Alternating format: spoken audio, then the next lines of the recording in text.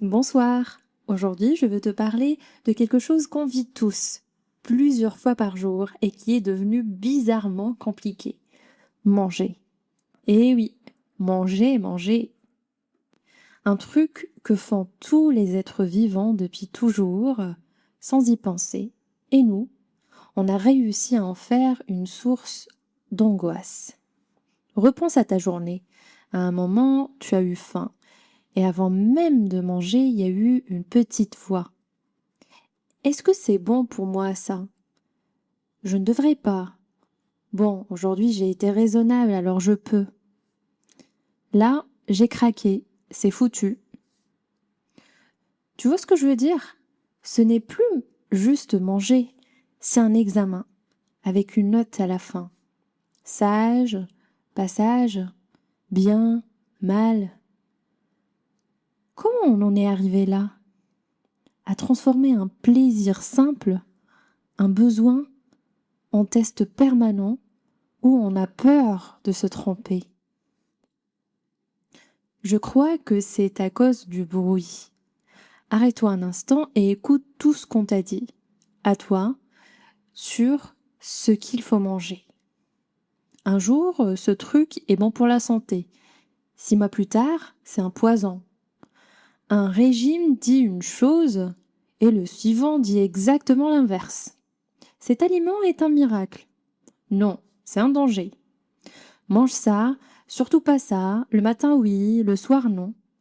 Des milliers de voix qui se contredisent toutes et qui changent tous les ans.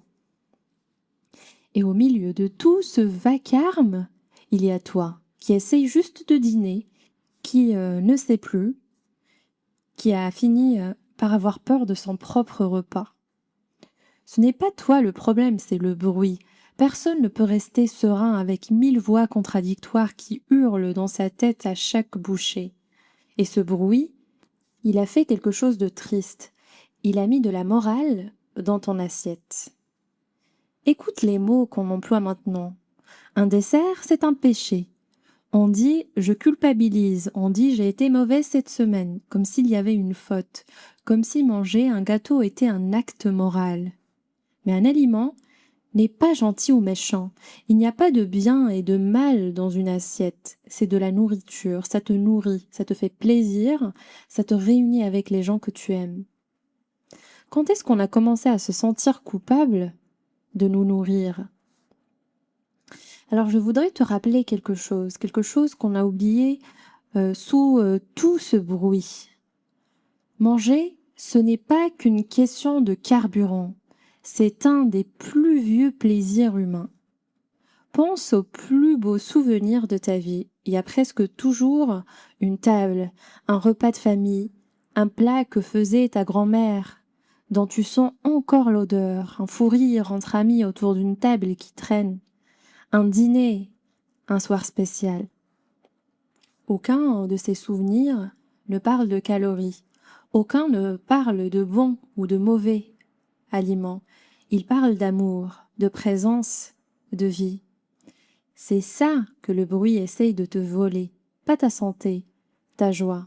Alors ce soir, je ne vais pas te dire quoi manger, surtout pas, il y a déjà bien assez de voix pour ça. Je veux juste t'inviter à baisser le volume. À ton prochain repas, essaye une chose, une seule. Fais taire toutes les voix, celles des régimes, des articles, des gens qui savent mieux que toi, et écoute la seule qui compte vraiment, la tienne. Ton corps sait des choses. Il sait quand il a faim. Il sait quand il a assez. Il sait ce qui lui fait du bien. On a juste tellement écouté le bruit extérieur qu'on n'entend plus sa voix à lui. Réapprends à l'écouter, doucement, sans règle, sans note à la fin. Et surtout, s'il te plaît, enlève la culpabilité. Un repas, ce n'est pas un examen. Tu ne passes pas, tu ne rates pas. Il n'y a pas de bon élève de la nourriture. Manger un bon plat et le savourer pleinement, sans une once de culpabilité, c'est peut-être ça, au fond, le vrai rapport sain à la nourriture, bien plus que n'importe quelle règle. Alors, ce soir, je te souhaite juste ça, un repas tranquille, sans bruit, sans juge, sans peur, juste toi, ta faim, ton plaisir et peut-être les gens que tu aimes autour de toi. Comme ça devrait toujours être. Ce soir, je veux aussi te parler d'une des choses les plus simples qui existent. Quelque chose que tu peux faire dès aujourd'hui sans rien acheter, sans te forcer. Marcher un peu, surtout après un repas. Ça a l'air de rien, et pourtant je crois que c'est un des plus beaux petits cadeaux qu'on puisse se faire. Pense à comment ça se passe d'habitude. Tu manges souvent vite et juste après tu t'effondres sur le canapé devant un écran.